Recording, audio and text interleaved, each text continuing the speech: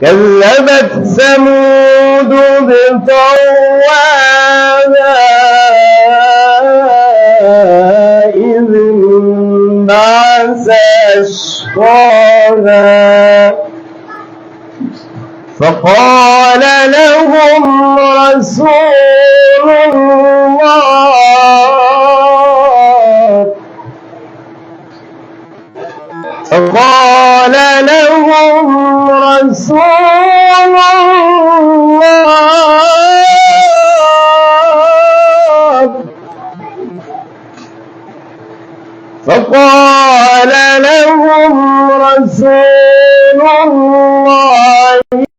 ناقة الله وسقياها فكذبوه فعقروها فدمدم عليهم ربهم بذنبهم فسواها ولا يخاف عقباها فدمدم عليهم ربهم بذنبهم فسواها ولا يخاف عقباها. السلام عليكم ورحمة الله وبركاته. الحمد لله رب العالمين والصلاة والسلام على سيد الأنبياء والمرسلين نبينا وحبيبنا محمد وعلى آله وصحبه أجمعين، أما بعد. أعوذ بالله من الشيطان الرجيم. بسم الله الرحمن الرحيم. قل هو الله أحد الله الصمد لم يلد ولم يولد ولم يكن له كفوا أحد. Santoshpur Islamia library ও পাঠাগারের উদ্যোগে আয়োজিত আজকে ইসলামী হালাকার সম্মানিত উপস্থিতিবৃন্দ, আয়োজকবৃন্দ, সবাইকে আমি আমার পক্ষ থেকে আন্তরিক মোবারকবাদ জানাচ্ছি এ ধরনের আয়োজন উপস্থাপনের জন্য। আজকের ইসলামী হালাকার যে বিষয় নির্ধারণ করা হয়েছে আল্লাহর পরিচয়, এটি এত গুরুত্বপূর্ণ যে এইটা প্রত্যেক মুসলমানকে তার যে দিনের জ্ঞান অর্জন করতে হয়, এর ভিতরে সর্বপ্রথম তাকে তার রবের পরিচয় সম্পর্কে জানতে হবে। কেন? আপনাকে যখন কবরে রেখে আসা হবে, আমরা সবাই মারা যাব, তো কবরে রেখে আসার পরে আমাদের তিনটা প্রশ্ন হবে। কটা প্রশ্ন? তিনটা প্রশ্ন। তিনটা কিন্তু আমরা সবাই জানি। আরবিতে বলা হবে মান রব্বুকা, তোমার রব কি? আমরা দীনুকা, তোমার দিন কি? আমার নবীকা, তোমার নবী কি? এই যে তিনটা প্রশ্ন, এই প্রশ্ন তিনটার প্রথম প্রশ্ন হলো রব সম্পর্কে। তাহলে রব সম্পর্কে যারা জানবে, যাদের জানা থাকবে, তারাই শুধুমাত্র সেই প্রশ্নের উত্তর দিতে কিন্তু সক্ষম হবে। আর এই প্রশ্ন কিন্তু উত্তর দিতে না পারলে তাহলে কিন্তু কবর থেকে কি হবে? শাস্তি শুরু হয়ে যাবে। এই জন্য মুহাম্মদ বিন আব্দুল ওয়াহাব রাহিমাহুল্লাহ, ওনার নাম আপনারা শুনেছেন, অনেক বড় ইসলামিক স্কলার ছিলেন সৌদি আরবের। উনি একটা কিতাব রচনা করেছেন আল উসুলুস সালাসা, অর্থাৎ তিনটি মূলনীতি। তিনটি মূলনীতি। তো তিনটি মূলনীতির প্রথম মূলনীতি হলো যে রব সম্পর্কে জানতে হবে, নবী সম্পর্কে জানতে হবে এবং দিন সম্পর্কে জানতে হবে। এবং এই তিনটি বিষয় সম্পর্কে প্রত্যেককে জানতে হবে, না জানলে আল্লাহ রাব্বুল আলামিনের কাছে গিয়ে জবাবদিহিতার আওতায় আসতে হবে। এই জন্য আল্লাহ রাব্বুল আলামিন সম্পর্কে তার পরিচয় জানাটা আমাদের প্রত্যেকের উপরে ফরজ, জানতেই হবে। তা আমরা আল্লাহ রাব্বুল আলামিনের পরিচয় অনুসন্ধান করতে গিয়ে তার পরিচয় আমরা কিভাবে পাব? যেমন আপনি আরেকজনের পরিচয় জানেন, যে তার নাম, তার ঠিকানা, কোথায় থাকে না থাকে, সবকিছু জানা থাকে আপনার। এরকম রবের পরিচয় জানার জন্য আপনাকে কয়েকটি মাধ্যম আপনার সামনে রাখতে হবে। সে মাধ্যমগুলো যদি আপনি খেয়াল করেন, ভাবেন, তাহলে আপনি আপনার রবের পরিচয় পেয়ে যাবেন। যেমন এর মধ্যে প্রথম যে পরিচয় যার মাধ্যমে আপনি পাবেন সেটা হচ্ছে আল কোরআনুল কারীম। এই যে আল কোরআনুল কারীম, এটা কার পরিচয়? রবের পরিচয়। আপনি সূরা ফাতিহা থেকে নিয়ে সূরা নাস পর্যন্ত আপনি যে আয়াতগুলো আছে সে আয়াতগুলো আপনি পড়বেন, প্রত্যেকটা আয়াতের মধ্যে কোনো আয়াতে আপনি সরাসরি রবের পরিচয় পাবেন, কোনো আয়াতে সরাসরি না পেলেও আপনি যদি একটু ভাবেন তাহলে সে আয়াতের মধ্যে আপনি কি রবের পরিচয় পেয়ে যাবেন। এবং এটা এমন একটা কিতাব যে কিতাবের মধ্যে কোনো সন্দেহ নেই, কোনো ভুল নেই। 1400 বছর আগে, তারও বেশি হয়ে গেল, 1450 বছর আগে কোরআন নাযিল হয়েছে। কোরআনের বিপক্ষে, ইসলামের বিপক্ষে অনেকে অনেক লেখা লিখেছে, কিন্তু কোরআনের ভুল ধারার মতো দুঃসাহস যদিও কেউ লিখেছে, কিন্তু আসলে সেগুলো ভুল নয়, সেগুলো তার বোঝার ভুল, কোরআনের ভুল নয়।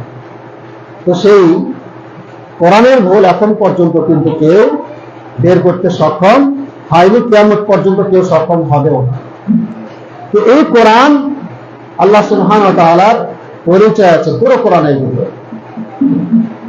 আমি কোরআনের একটি ছোট্ট একটা সূরা আপনাদের সামনে তেলাওয়াত করেছি, যে সূরায় আল্লাহ রাব্বুল আলামিন তার নবী সাল্লাল্লাহু আলাইহি সাল্লামকে আহ্বান করে বলছেন, কুল হুয়াল্লাহু আহাদ। বল হে রাসূল, আপনি বলে দিন, আপনি জানিয়ে দিন কি হুয়াল্লাহু আহাদ, যে তিনি আল্লাহ এক। আল্লাহ কি একজন, আল্লাহ একজন, এক। আল্লাহুস সামাদ, তিনি এমন আল্লাহ যিনি মুখাপেক্ষী নন, অমুখাপেক্ষী। আমরা একজন আরেকজনের কাছে প্রয়োজন অনুভব করি, আমরা প্রয়োজনের জন্য আরেকজনের কাছে যাই, কিন্তু আল্লাহ সুবহানাহু ওয়া তাআলা কি সকল প্রয়োজন থেকে অমুখাপেক্ষী। তিনি কোনো কিছুর মুখাপেক্ষী নন, স্বয়ং সম্পূর্ণ, তার কোনো ত্রুটি নাই। লাম ইয়ালিদ ওয়া লাম ইউলাদ, তিনি কাউকে জন্ম দেননি, তাকে কেউ জন্ম দেয়নি, অর্থাৎ তার কোনো সন্তান নেই এবং পিতাও নেই, তিনি এক, অদ্বিতীয়। ওয়া লাম ইয়াকুল লাহু কুফুয়ান আহাদ, এবং তার সমকক্ষ এই পৃথিবীতে কেউ নাই। তাহলে ছোট্ট একটা সূরা আমরা কিন্তু প্রত্যেকদিন তেলাওয়াত করি কম বেশি। তাহলে এই সূরার মধ্যে আপনার আমার রবের পরিচয় সংক্ষিপ্ত আকারে দিয়ে দেওয়া হয়েছে।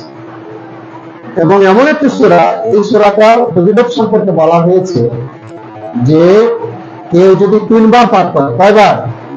3 বার যদি সূরাতুল ইখলাস পাঠ করে, তাহলে পুরো কোরআন তেলাওয়াত করলে যে ফজিলত হবে বা যে সওয়াব পাওয়া যাবে, এই সূরাতুল ইখলাস আপনি যদি 3 বার পাঠ করেন সমপরিমাণ সওয়াব আপনি পেয়ে যাবেন।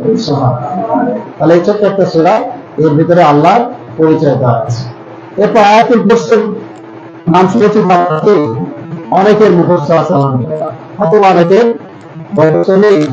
এই আয়াতুল কুরসির মধ্যে আপনি আল্লাহর পরিচয় সুন্দরভাবে পেয়ে যাবেন। তো তাহলে আল্লাহ রাব্বুল আলামিনের পরিচয় যদি আমরা জানতে চাই, তাহলে কি করতে হবে? কোরআন পড়তে হবে। আপনি যদি কোরআন পড়েন একটু ভেবে ভেবে চিন্তা করে, তাহলে আল্লাহর পরিচয় আপনার কাছে স্পষ্ট হতে পারে যে আল্লাহ কি, আল্লাহর পরিচয় কি।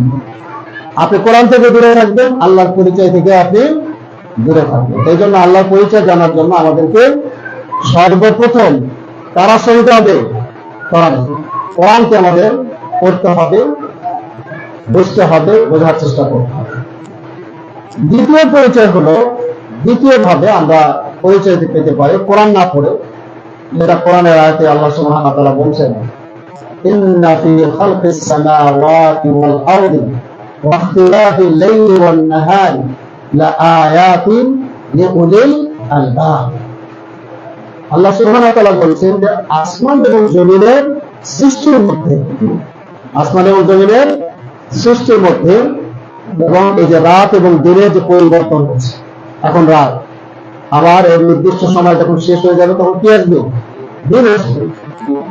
এই যে রাত এবং দিনের যে পরিবর্তন, এই পরিবর্তনের মধ্যে আয়াত, অনেক নিদর্শন আছে লিউলিল আলবাব, তাদের জন্য, বুদ্ধিমানদের জন্য, যারা চিন্তাশীল তাদের জন্য। তাহলে আপনি যদি এখন আসমান দিয়ে, আকাশ নিয়ে চিন্তা করেন, যে 7টা আসমান আল্লাহ রাব্বুল আলামিন বলেছেন, এই 7 আসমান আপনার কোনো পিলার নাই, কিছু নাই, দাঁড়িয়ে আছে। তাহলে এই আসমান নিশ্চয়ই এমনি এমনি হয়নি। আপনার সামনে সামান্য ধরেন এই যে টিস্যু প্যাকেটটা, এমনি এমনি কি আসছে এখানে? না, এটা একটা কোম্পানি আছে, কোম্পানি বানিয়েছে, আপনি ক্রয় করেছেন, তারপর এখানে রেখেছেন, তখন আমরা দেখতে পাচ্ছি। তাহলে ছোট্ট একটা জিনিসের পেছনে কারিগর আছে। তাহলে এই যে বিশাল আসমান, এই সৃষ্টির পেছনে কি কোনো কারিগর নাই? অবশ্যই আছে। আর সেই কারিগরকে আল্লাহ সুবহানাহু ওয়া তাআলা।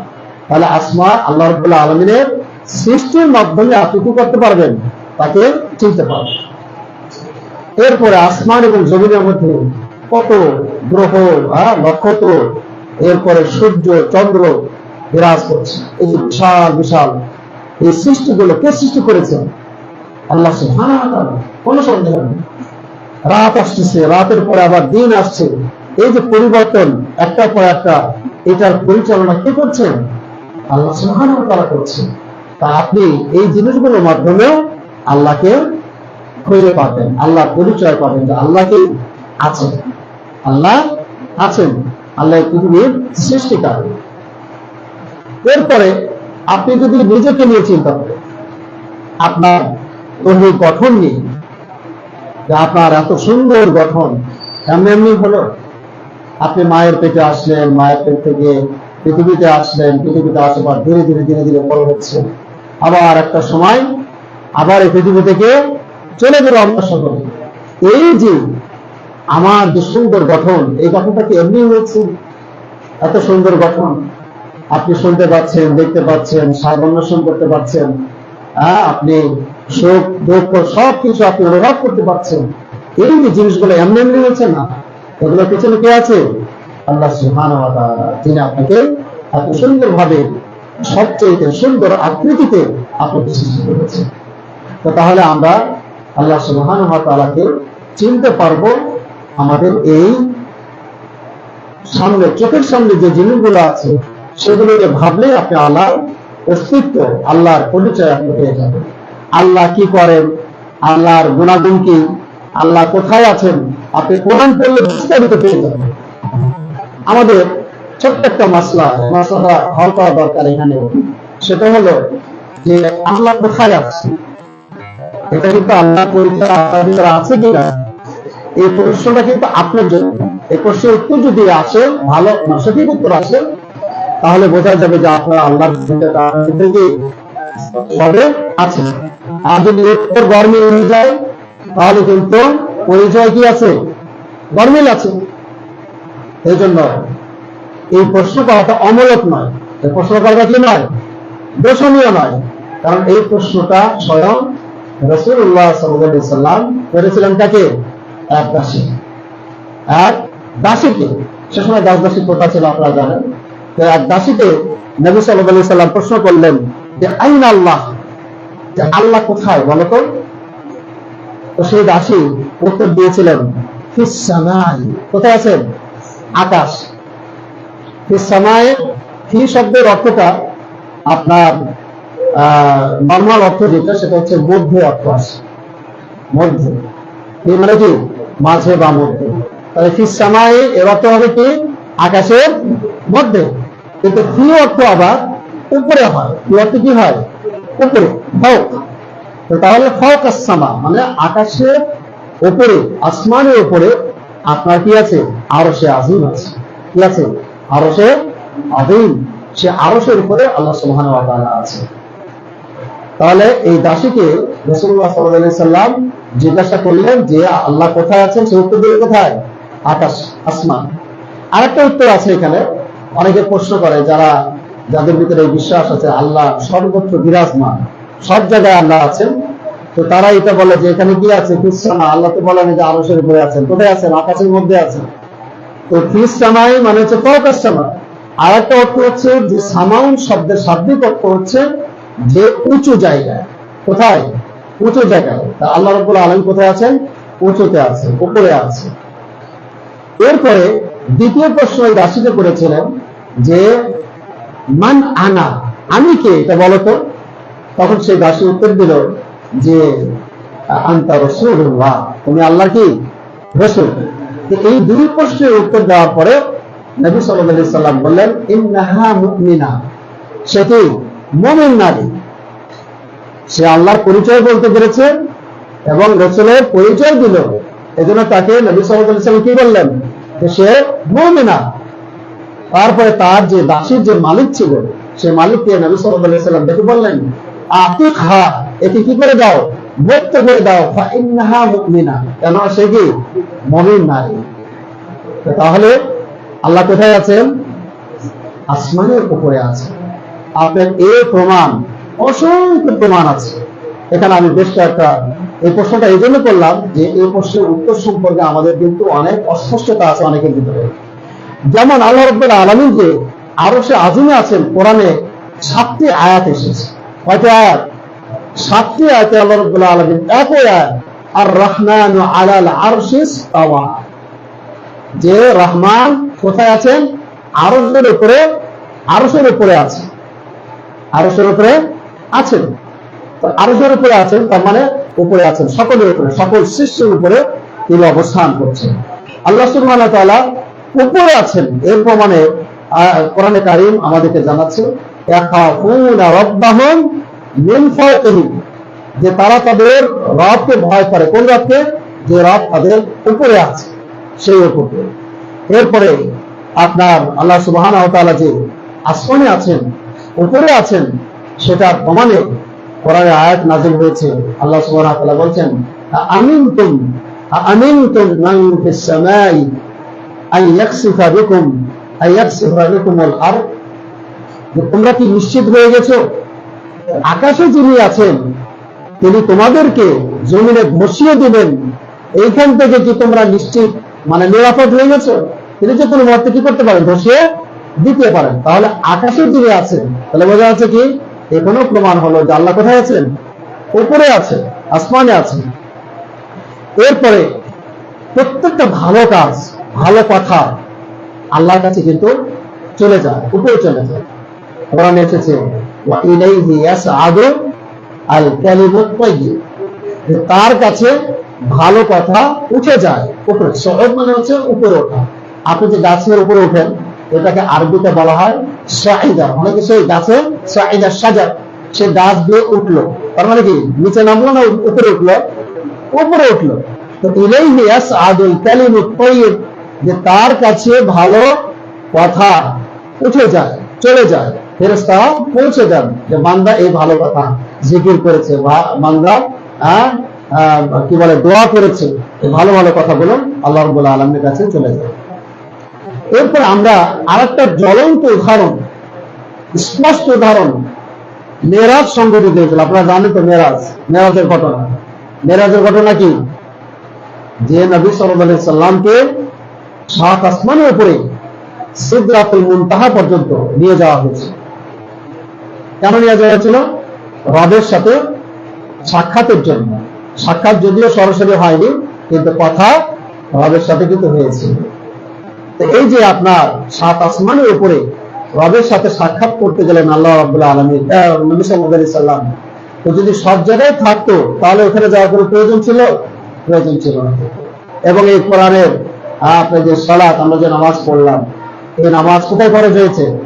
এই মেরাজের রাতে ফরজ হয়েছে।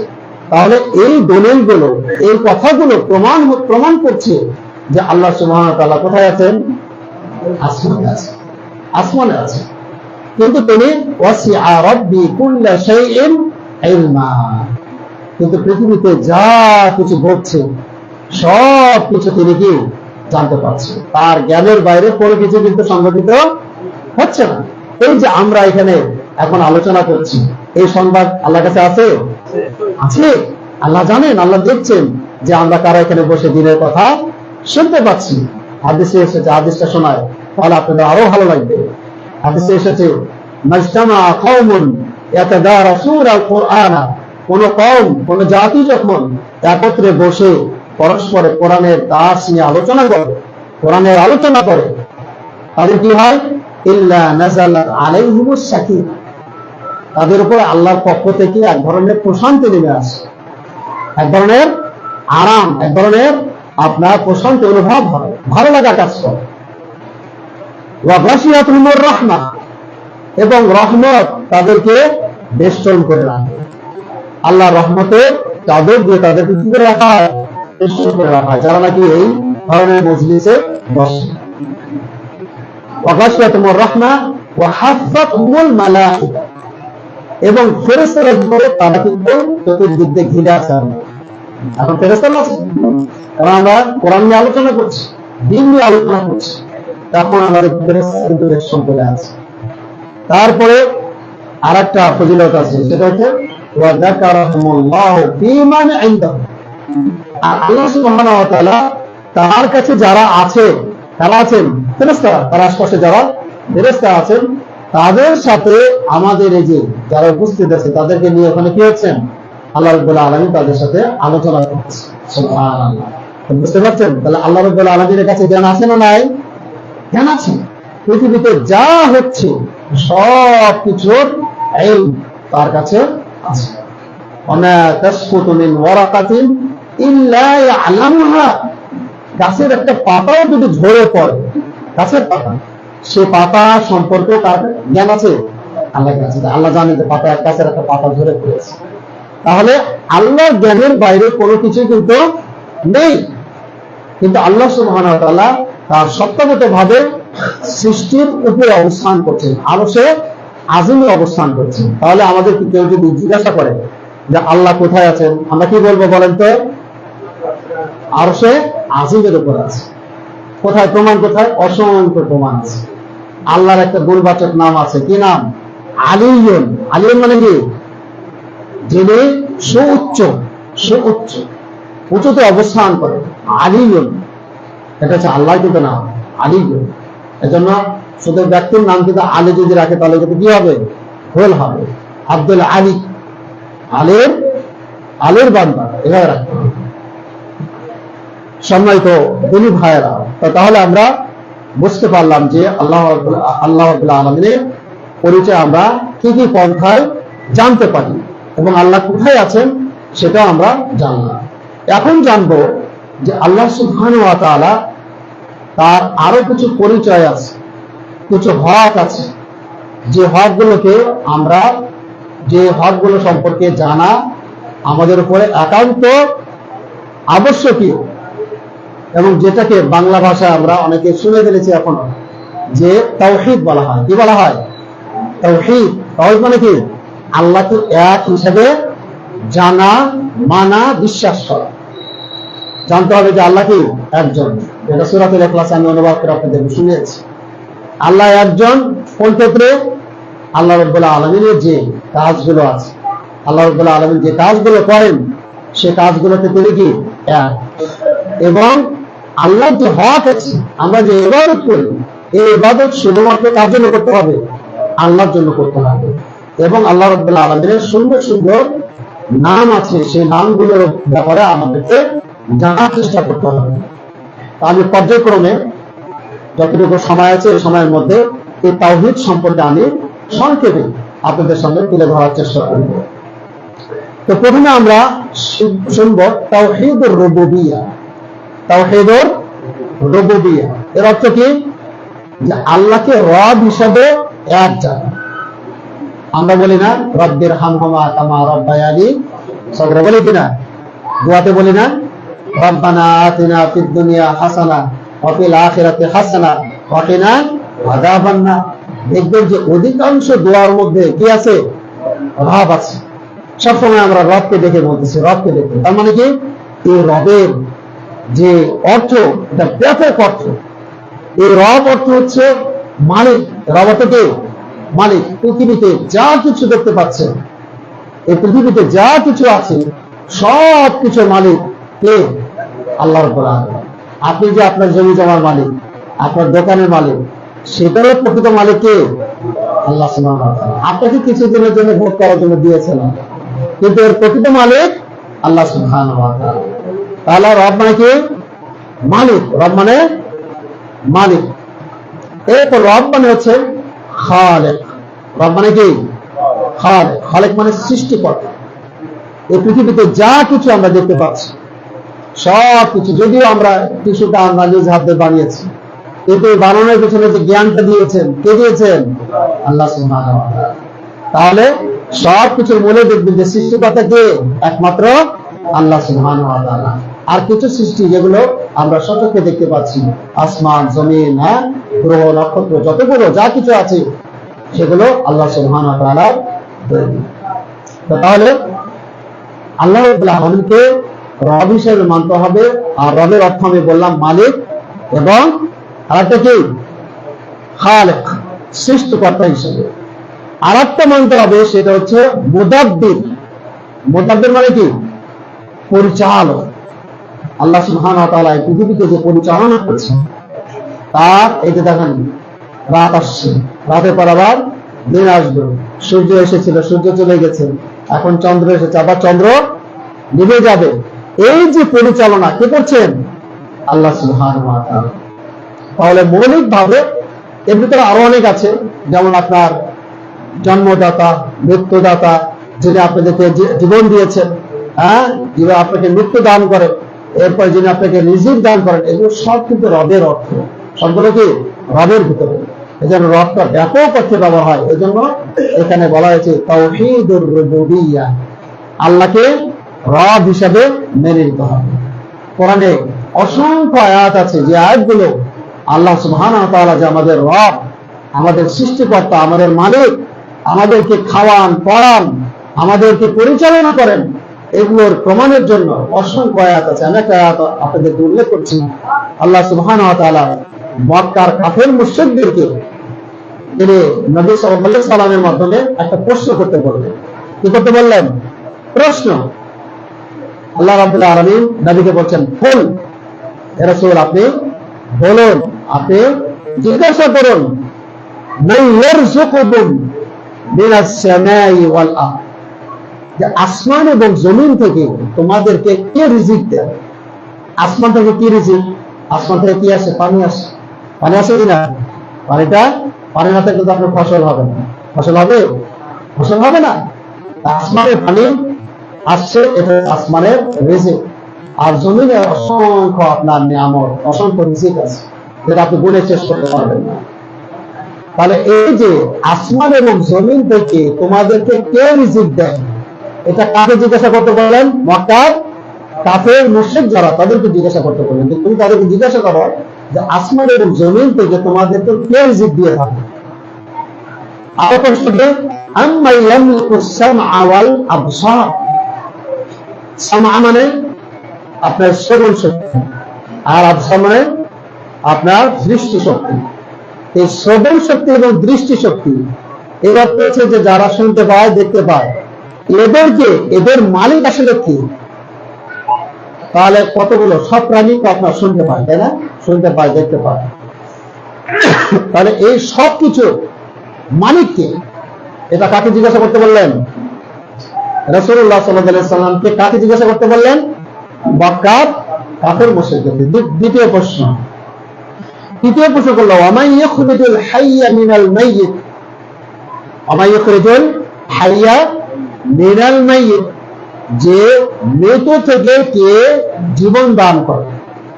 যেমন আপনার ডিমের ভিতরে আসলে কিন্তু কোনো জীবন নাই, সেখান থেকে কি একটা জীবন বের করে নিয়ে আসতেছেন আল্লাহ। ইখরিজুল হাইয়া মিনাল মাইয়িত, মৃত থেকে জীবন দিচ্ছেন। ওয়ামাই ইখরিজুল মাইয়িতা মিনাল হাইয়, আর জীবন থেকে কে মৃত্যু দিচ্ছে, মৃত বের করে নিয়ে আসছে।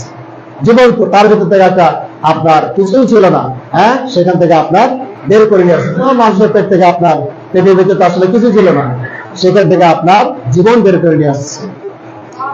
এরপর আমি আর একটা প্রশ্ন করতে বললেন যে এই পৃথিবীর পরিচালক কে? তাদেরকে জিজ্ঞাসা করতে বললেন, মক্কার কাফের এবং মুশরিক তাদের। এই প্রশ্নগুলো করার পরে কাফের মুশরিক কি বলেছিল? ফাসায়াকুলুন আল্লাহ, আল্লাহ বলছেন যে তারা অচিরেই বলবে যে এই সব কিছুর পিছনে কারিগর কে? আল্লাহ। বুঝতে পারছেন? এই জন্য দেখা যায় যে মক্কার কাফের মুশরিক যারা, তারা কিন্তু আল্লাহকে রব হিসেবে মানত, আল্লাহকে রব হিসেবে মানত, যে আল্লাহ যে সৃষ্টি করেছেন, তিনি রিজিক দেন, তারপরে তিনি মৃত্যু দেন, তিনি পৃথিবীর পরিচালক, সব কিছুর মালিক, এটা তারা কিন্তু বিশ্বাস করত। কিন্তু ধরা খেয়েছে কোথায়? তাদেরকে তারা মূর্তি পূজা করত। কি পূজা করত? মূর্তি। আল্লাহকেও বিশ্বাস করতো, সাথে সাথে আবার মূর্তিরও পূজা করত, মূর্তিরও উপাসনা করত। তো তাদেরকে যখন জিজ্ঞাসা করা হলো যে তোমরা কেন ইবাদত করছো, মূর্তিগুলো কেন ইবাদত করছো, তখন তারা জবাব দিয়েছিল, মা না'বুদুহুম ইল্লা লিইকাররিবুনা ইলাল্লাহি যুলফা, যে আমরা এই যে মূর্তিগুলো ইবাদত করছি, উপাসনা করি, কেন উপাসনা করি? যাতে করে এরা আমাদেরকে আল্লাহর কাছাকাছি করে দেয়।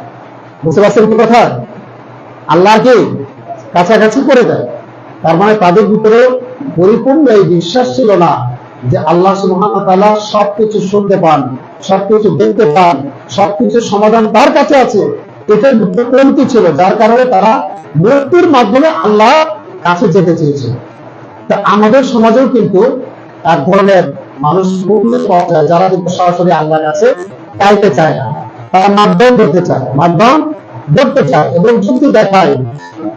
যে আমার সাথে এক ভাইয়ের কথা হয়েছিল, তো তিনি আমাকে বলছেন যে আল্লাহকে সরাসরি পাওয়া যাবে না, আল্লাহকে সরাসরি পাওয়া যাবে না, আল্লাহকে আল্লাহর কাছে যাওয়ার জন্য কি করতে হবে? মাধ্যম ধরতে হবে। আল্লাহর কাছে যাওয়ার জন্য মাধ্যম ধরতে হবে। কেন ধরতে হবে? উনি একটা যুক্তি দেখিয়েছিলেন আমাকে। সেই যুক্তিটা কি? যে আচ্ছা আপনি বলেন, আমি তখন মদিনাতে ছিলাম, তো উনি বলছেন যে আপনার এই যে ধরেন সৌদি আরবের যে বাদশাহ আছে, বাদশাহ সালমান, এই সালমানের কাছে কি আপনি সরাসরি যেতে পারবেন? আপনাকে সালমানের কাছে যাওয়ার জন্য অবশ্যই মন্ত্রী, মিনিস্টার, এদের মাধ্যম ধরে কিন্তু যেতে হবে, তাছাড়া কিন্তু আপনি যেতে পারবেন না। আপনার কোনো আবেদন তার কাছে বলতে হবে সরাসরি, তার কাছে আপনাকে মাধ্যম করে যেতে হবে, সরাসরি আপনাকে যাওয়ার সুযোগ নেই। কথা তো সত্য, কারণ বাদশা তো আমাকে তার কাছে যাওয়ার জন্য সরাসরি সুযোগ রাখেনি, তো তার কাছে তো আমি যেতে পারবো না, তার কাছে আমাকে মাধ্যম ধরেই যেতে হবে। তো এই উদাহরণ আর আল্লাহ সুবহানাহু ওয়া তাআলার সাথে এটা কি মানানসই হলো? কেন হলো না? আপনারা ভালো করে বুঝতে পারবেন কেন মানানসই হলো না। কেউ বলতে পারবেন? তিনি যে যুক্তি দেখালেন যে আল্লাহর কাছে যাওয়ার জন্য সরাসরি আমার মতো নগণ্য বান্দা যেতে পারবে না, কি করতে হবে? আর একজনের মাধ্যম দিয়ে যেতে হবে। তাহলে এইটা যে উদাহরণ দিয়ে, বাদশার উদাহরণ দিয়ে বোঝানো হলো, এটাকে যৌক্তিক না অযৌক্তিক? অযৌক্তিক কথা। কি জন্য? যে বাদশাহ সালমান তিনি কিন্তু আমাকে চেনেন না, আপনাকে চেনেন না, চেনেন? আপনাকে চেনেন না, তো তার কাছে যাওয়ার জন্য তো অবশ্যই আমাকে মাধ্যম করতেই হবে, কারণ আমাকে জানেন না, আমাকে চেনেন না। ওনাকে আমি চিনি, কিন্তু উনি আমাকে চেনেন না। কিন্তু আপনার রব, আপনি তাকে চেনেন, উনি আপনাকে চেনেন না? আপনাকে চেনেন, আপনি কথা শুনতে পান। আল্লাহ সুবহানাহু ওয়া তাআলা কি বলছেন? ওয়া ইযা সাআলাকা ইবাদি ফাইন্নী করিব উজিবু দাওয়াতাদ দাঈ ইযা দাআন ওয়া ইযা সাআলাকা ইবাদি। নবী সাল্লাল্লাহু আলাইহি সাল্লামকে আল্লাহ রাব্বুল আলামিন বলেন যে তোমাকে আমার বান্দারা যখন জিজ্ঞাসা করবে, তখন তুমি যদি জিজ্ঞাসা করে যে আল্লাহ কোথায়, তখন জবাব দিয়ে দিলে কি, ইন্নী করিব, আমি খুব কাছাকাছি আছি। কি আছে? খুব কাছাকাছি। উজিবু দাওয়াতাদ দাঈ, যখন কোন আহ্বানকারী আহ্বান পায়, ডাকে, তখন আমি তার ডাকে কি করি? সাড়া দিই। তার ডাকে কি দিই? সাড়া দিই। সুবহানাল্লাহ। তাহলে মাধ্যম ধরার কোন সুযোগ আছে? প্রয়োজন আছে? কোনো প্রয়োজন নাই। বরং আপনি যদি আল্লাহর কাছে না চান, আপনার কাছে আল্লাহর কাছে যদি না চান, তাহলে আল্লাহ কি করে? রাগ করে। হাদিসে এসেছে, নবী সাল্লাল্লাহু আলাইহি সাল্লাম বলছেন যে ইল্লাম তাসআলিল্লাহ ইয়াগদাব আলাইক, যদি তুমি মান লাম ইয়াসআলিল্লাহ, যে আল্লাহর কাছে চায় না, আল্লাহ তার উপরে কি করেন? রাগ করেন। আল্লাহ তার উপরে কি করেন? রাগ করেন। হাদিসে এসেছে, অসংখ্য হাদিস আছে যে আপনার রাতের যখন 3 ভাগের 1 ভাগ চলে যায়, তখন আল্লাহ সুবহানাহু ওয়া তাআলা সপ্তম আসমানে, শেষ আসমানে নেমে এসে তিনি আহ্বান করতে থাকেন যে কে আছো, আমাকে ডাকো, আমি তার ডাকে সাড়া দিব। কে আছো, আমার কাছে চাও, আমি তার পূরণ করব। কে আছো, আমার কাছে ক্ষমা প্রার্থনা করো, আমি তাকে ক্ষমা করে দেব। তাহলে আল্লাহ সুবহানাহু ওয়া তাআলা রাত্রে আপনার 1/3 যাওয়ার পরে আহ্বান করতে থাকেন যার জন্য। তো তাহলে এখানে মাধ্যম ধরার কোনো সুযোগ নেই, সরাসরি আল্লাহ সুবহানাহু ওয়া তাআলার কাছে চাইতে হবে। এই জন্য মক্কার কাফির মুশরিকদের ভিতরে এই তাওহীদের রুবুবিয়্যাহ ছিল, কিন্তু তাওহীদুল উলুহিয়্যাহ, যেটা আমি এখন আলোচনা করব, এটা আসছে সামনে ইনশাআল্লাহ। তাহলে তাওহীদুর রুবুবিয়্যাহ, এটা মানে আমরা কি বুঝলাম?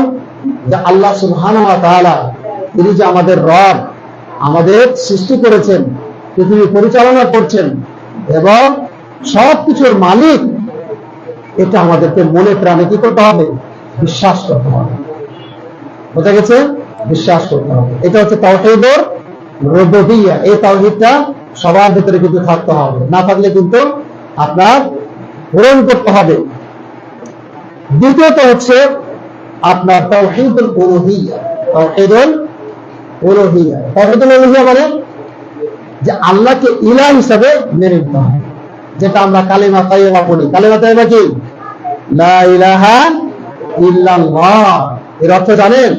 লা ইলাহা ইল্লাল্লাহ অর্থ, লা ইলাহা ইল্লাল্লাহ মানে হচ্ছে লা ইলাহা, প্রথমে আপনি পৃথিবীর সমস্ত আল্লাহ ছাড়া সমস্ত যত ইলাহ আছে, যাদের পূজা করা হয়, যাদের উপাসনা করা হয়, যত মাবুদ আছে, সমস্ত মাবুদকে আপনি কি করছেন?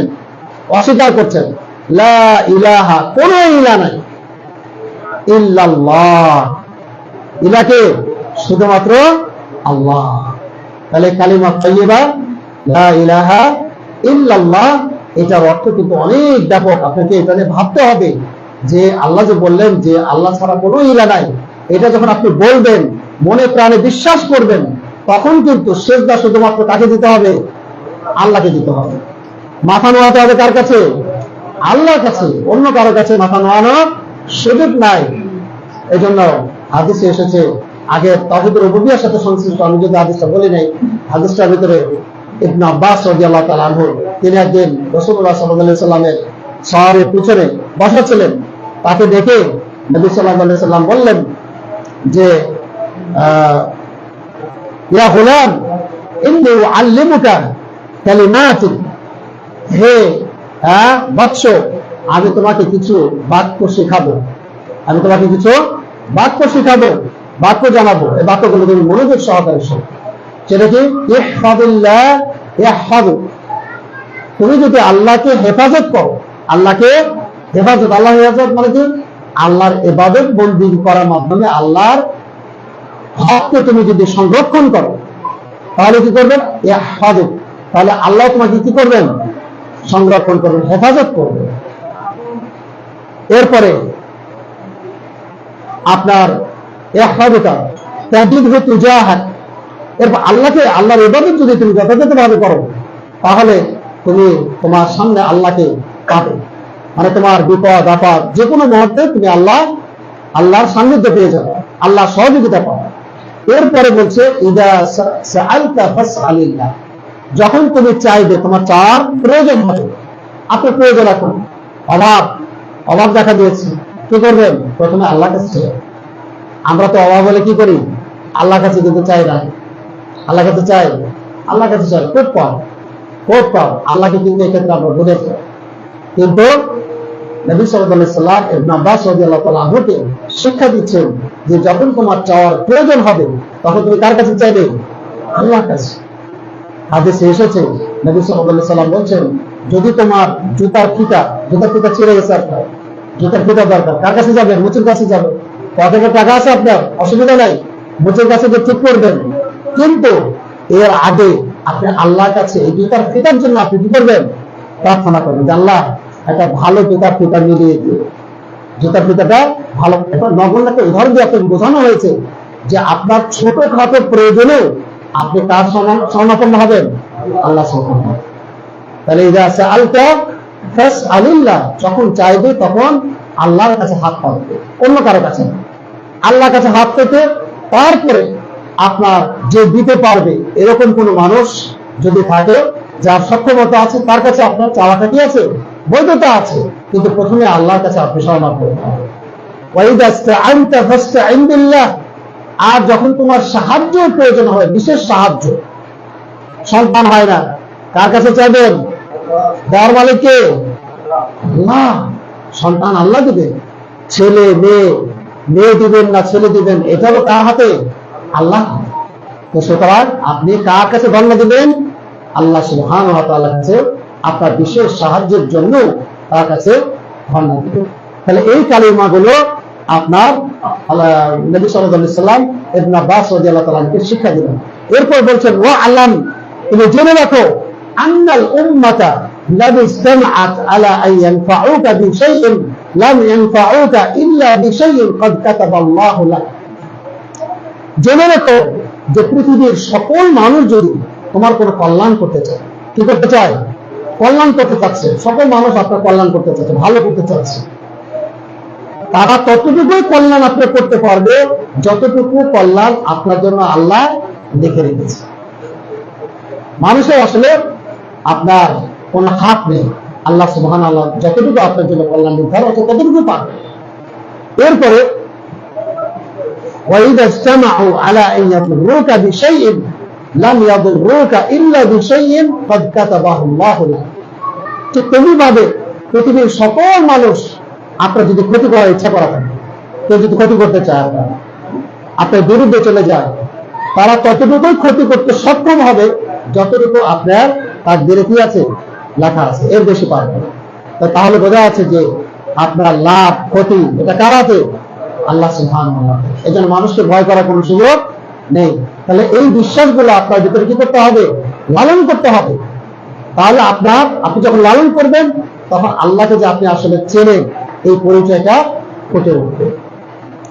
তাহলে তাওহীদুল উলুহিয়্যা, আল্লাহর যে একমাত্র ইবাদত করতে হবে, অন্য কারো ইবাদত করা যাবে না, এই কথাটা শুধুমাত্র এই উম্মতে মুহাম্মাদীর জন্য নয়, বরং রাসূলুল্লাহ সাল্লাল্লাহু আলাইহি সাল্লামের আগে যত নবী রাসূল এসেছেন সমস্ত নবী রাসূলগণকে আল্লাহ রাব্বুল আলামিন তাদেরকেও উম্মতদেরকে ইবাদত করার কথা বলেছেন শুধুমাত্র আল্লাহ।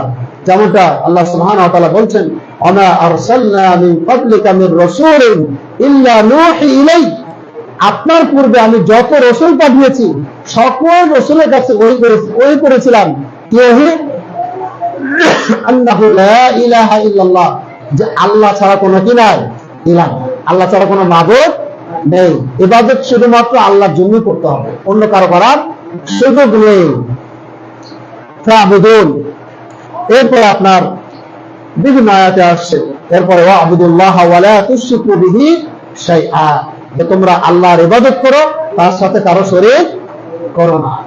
এরপরে আল্লাহ সুবহানাহু ওয়া তাআলা আরো বলছেন, ওয়ালাকাদ বাআসনা ফি কুল্লি উম্মাতির রাসূলান আন ইবুদুল্লাহা ওয়াজতানিবুত তাগুত, যে আমি প্রত্যেক উম্মতের মধ্যে একজন করে রাসূল পাঠিয়েছিলাম, যে রাসূলকে বলেছিলাম কি? যে রাসূল বলে দিবে আন ইবুদুল্লাহ, তোমরা আল্লাহর ইবাদত করো, ওয়ালা ওয়াজতানিবুত তাগুত, আর আল্লাহ ছাড়া আরো যারা আছে যাদের উপাসনার জন্য বলা হয় যে তোমরা এখানে কি করো, সিজদা করো, রুকু করো, এখানে কিছু দান খয়রাত করো, এগুলোর নাম হচ্ছে কি? তাগুত। আল্লাহ ছাড়া যার ইবাদত করা হবে সেগুলো কি? তাগুত। সেই তাগুত থেকে তোমরা বেঁচে থাকবে। এটা সকল নবী রাসূলদের কাছে কি ছিল? আল্লাহর পক্ষ থেকে ওহী ছিল। তো তাহলে ইবাদত কার করতে হবে? আল্লাহ সুবহানাহু ওয়া তাআলা। কেন করতে হবে? কারণ আপনার মালিক আপনাকে আপনার সব অভাব তিনি পূরণে প্রস্তুত আছেন, খালি আপনার কাছে আপনাকে নিতে হবে তার কাছ থেকে। এই জন্য তিনি যেহেতু সবকিছুর মালিক, সবকিছু দিচ্ছেন, এই জন্য ইবাদতটা কার জন্য করতে হবে? তার জন্য করতে হবে।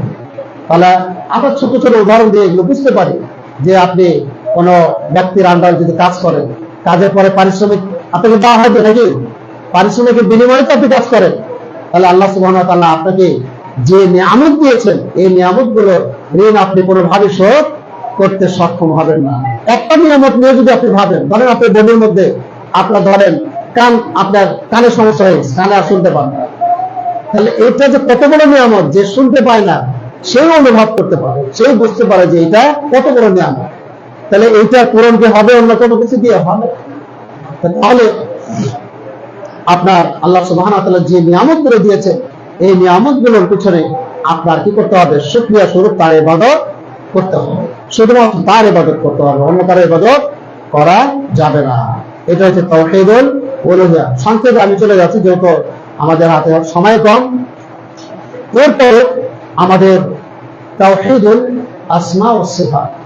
তাহলে তাওহীদুল উলুহিয়্যাহ এইখানে এসে কিন্তু আমি আরেকটু কথা বলি এর ব্যাপারে। তাওহীদুল উলুহিয়্যাহ যেটা, আল্লাহকে যে ইলাহ হিসেবে মানতে হবে, এইখানে এসে কিন্তু আপনার মুহাম্মদ সাল্লাল্লাহু আলাইহি সাল্লামের সঙ্গে মক্কাবাসীদের সাথে কি হয়েছিল? ফাইট হয়েছে। কি হয়েছিল? ফাইট।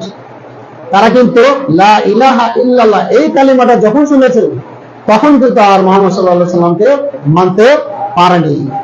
কারণ এই কালিমার মধ্যে যে কথা আছে, এই কথা যদি মেনে নেয়, তাহলে কিন্তু এই মূর্তি পূজা আর করা যাবে না। মূর্তি পূজা বন্ধ হয়ে যাবে, মন গড়া ইবাদত বন্ধ হয়ে যাবে, গাছের ইবাদত বন্ধ হয়ে যাবে, সূর্যের ইবাদত বন্ধ হয়ে যাবে, কবরের ইবাদত বন্ধ হয়ে যাবে।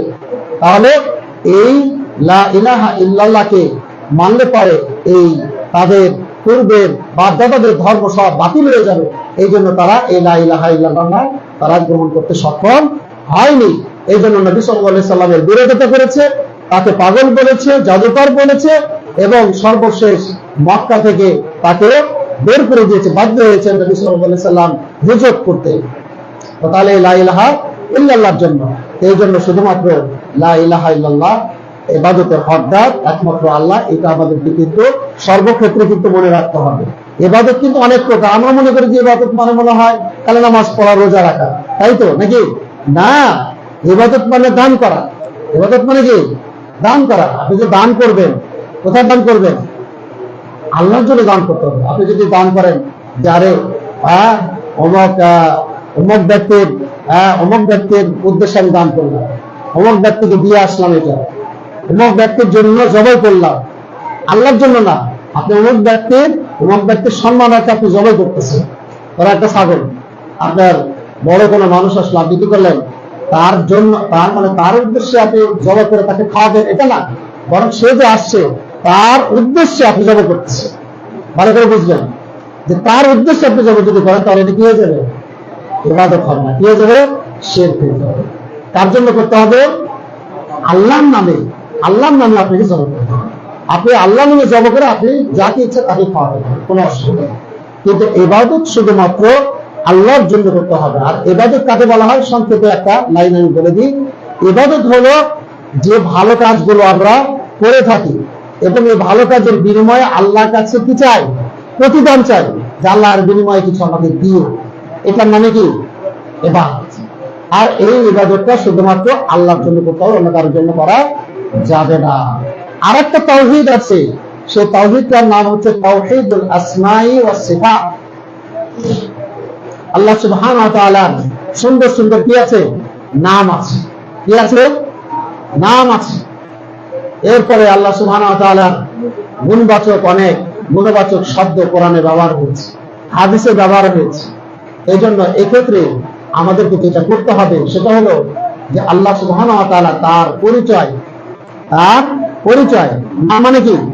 তার পরিচয় তিনি কোরআনে যেভাবে দিয়েছেন, নবী সাল্লাল্লাহু আলাইহি সাল্লাম হাদিসে যেভাবে আল্লাহ রাব্বুল আলামিনের পরিচয় দিয়েছেন, ঠিক সেইভাবে আপনাকে বিশ্বাস করতে হবে। সেই পরিচয়ে কোনো কি করা যাবে না, ব্যাখ্যা করা যাবে না। ব্যাখ্যা করে তার নাম, তার গুণবাচক শব্দ বোঝা যাবে না। যদি বোঝেন, কেউ বোঝার চেষ্টা করে, তাহলে কিন্তু কি হয়ে যাবে, তার পথভ্রষ্টতা চলে আসবে, যেটা পূর্ববর্তী অনেক আপনার মানুষের পথভ্রষ্ট হয়ে গেছে এই আল্লাহ রাব্বুল আলামিনের নাম। কেউ নামকে অস্বীকার করেছে, যেমন জাহমিয়া একটা নাম গোত্র আছে, ফেরকা আছে জাহমিয়া। এই ফেরকা লোকেরা আল্লাহর নামগুলোকে অস্বীকার করে। আল্লাহর যে আমরা হাদিসে এসেছে 99টা নামের কথা জানি, হ্যাঁ, এই 99টা নাম এবং এর বাইরেও নাম আছে, এই নামগুলোকে তারা অস্বীকার করে। এই নামগুলো কি নয়, আল্লাহ নয়, আল্লাহ এর আর কোনো গুণবাচক নাম নাই। এরপরে আবার কিছু আছে যারা আল্লাহর নামগুলোকে কি করে, ব্যাখ্যা করে, নিজের মতো করে ব্যাখ্যা করে বোঝে। এরপর কিছু আছে যে কিছু ব্যাখ্যা করে, আবার কিছু ব্যাখ্যা করে না, এরকম কিছু আছে। তো আমাদের যেটা বিশ্বাস রাখতে হবে সেটা হচ্ছে আল্লাহ সুবহানাহু ওয়া তাআলা তার পরিচয় কোরআনে এবং হাদিসে যেভাবে দিয়েছেন সেইভাবে আমাদেরকে রাখতে হবে। নবী সাল্লাল্লাহু আলাইহি সাল্লাম বলছেন, ইন্না লিল্লাহি 99 ইসমান। আল্লাহ রাব্বুল আলামিনের কয়টা নাম আছে? 99টা নাম আছে। যদিও বেশি আছে, কিন্তু এই 99টা নামের ফজিলত হাদিসে বর্ণনা করা হয়েছে যে এই 99টা নাম মান হাফিযাহা মান আহসাহা দাখালাল জান্নাহ। যে নাকি এই 99টা নাম হেফাজত করবে, সংরক্ষণ করবে, সে জান্নাতে প্রবেশ করবে। সুবহানাল্লাহ। আল্লাহর 99টা নাম কেউ যদি মুখস্থ করে এবং এই 99টা নামের অর্থ ভালো করে বোঝে, তাহলে সে কি করবে? এর বিনিময়ে জান্নাত লাভ করবে। বুঝতে পারছেন তো? গুরুত্বপূর্ণ আলোচনা কিন্তু যে আল্লাহ সুবহানাহু ওয়া তাআলা কয়টা নাম আছে? 99টা নাম। যে 99টা নাম কেউ যদি মুখস্থ করে এবং সেগুলো অর্থ বোঝে এবং মানে, তাহলে সে এর বিনিময়ে জান্নাতে যাবে। তাহলে এই নামগুলোর অর্থ যখন কেউ জানবে, বুঝবে, তখন আল্লাহর পরিচয় তার কাছে পুরোপুরি স্পষ্ট হবে। কারণ এই নামগুলোর অর্থ আমরা ভালোভাবে বুঝি না, জানি না, যার কারণে কিন্তু আমরা অনেক সময় আল্লাহ রাব্বুল আলামিনের ব্যাপারে বিভিন্ন ধরনের অশোভনীয় কথা, যেটা তার প্রযোজ্য নয়, সেই কথাগুলো কিন্তু আমরা বলে থাকি। আল্লাহ রাব্বুল আলামিন বলছেন, লাইসা কামিসলিহি শাইউন ওয়া হুয়াস সামিউল বাসীর। এখানে একটা দুটো নাম আছে। কয়টা নাম? দুইটা নাম। কি কি? আস-সামিউ আল বাসীর। সামিউল বাসীর। সামিউ মানে কি? তিনি শুনতে পান। কেমন শুনতে পান? আমরা তো শুনতে পাই। আমাদের শোনা আর তার শোনার মধ্যে কি পার্থক্য আছে? অবশ্যই পার্থক্য আছে। রাত আর দিনের মতো পার্থক্য। আমরা কতদূর পর্যন্ত শুনতে পাই? নির্দিষ্ট একটা সীমানা পর্যন্ত, তাই কিনা? আপনি এখান থেকে 100 গজ পরে কি হচ্ছে, কি কথা বলছে, সেটা শুনতে পাচ্ছেন? শুনতে পাচ্ছেন। কারণ আপনার এই মজলিসেই দেখা যাবে যে শেষে কি বলছে সেটা আপনি ভালো করে শুনতে পাচ্ছেন। কিন্তু আল্লাহ সুবহানাহু ওয়া তাআলা এমন শ্রবণকারী, এমন শ্রবণ শক্তিটা যে তিনি আরশে আজিম থেকে, তিনি পৃথিবীর আনাচে কানাচে, মাটির নিচে, মাটির উপরে, ঘরের ভিতরে, বাইরে যে শব্দগুলোই হচ্ছে সব শব্দ তিনি শুনতে পাচ্ছেন। বুঝতে পারলেন সামিউন অর্থ? সামিউন মানে কি? সব, আপনি ভালো কথা বলছেন না মন্দ কথা বলছেন, সেটা কি শুনতে পাচ্ছে? আল্লাহ সুবহানাহু ওয়া তাআলা কিন্তু সরাসরি শুনতে পাচ্ছেন। এমন না যে ফেরেশতারা শুনবে তারপর তার কাছে বলতেছে, তা না। ফেরেশতাদেরকে একটা আপনার নিয়োগটা আছে সিস্টেম অনুযায়ী, কিন্তু সরাসরি আল্লাহ রাব্বুল আলামিন কিন্তু সবকিছু শুনতে পাচ্ছে। বাসীর, তিনি দেখতে পান। আমাদের দেখা তার দেখা কি একরকম না? তিনি সব কিছু দেখতে পাচ্ছেন।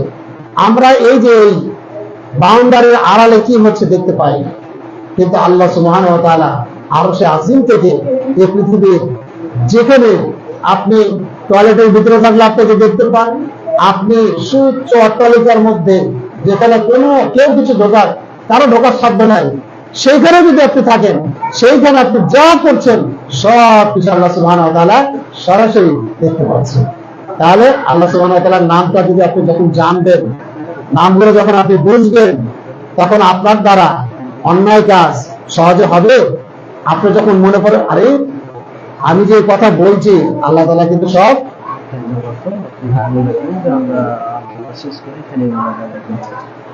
আচ্ছা, তো আমরা ইনশাআল্লাহ নামাজ এখানে আদায় করব, এখানে ইনশাআল্লাহ আদায় করবো। তো এই জন্য আমিও খুব অল্প সময়ের মধ্যে শেষ করে দেবো।